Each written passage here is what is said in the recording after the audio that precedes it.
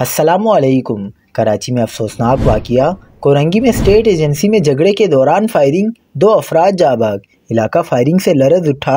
क्या आप हालात हाज़रा से आगाही हासिल करना चाहते हैं? खबर के पीछे छुपे असल हक़ाइक़ जानना चाहते हैं तो अभी सब्सक्राइब कीजिए ज़िलमिल पाकिस्तान को और साथ ही घंटी के निशान पर क्लिक कर दें। आपको बताते चलें कि कराची के इलाके कोरंगी ज़मान टाउन में स्टेट एजेंसी के दफ्तर में झगड़ा संगीन सूरत इख्तियार कर गया, जिसके दौरान फायरिंग से 2 अफराद जाँ बाग और 1 शख्स ज़ख्मी हो गया।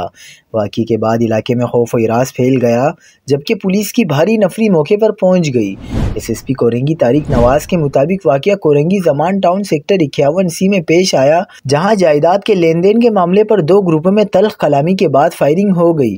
फायरिंग के नतीजे में 3 अफराद ज़ख्मी हुए, जिन्हें फौरी तौर पर जिना अस्पताल मुंतकिल किया गया।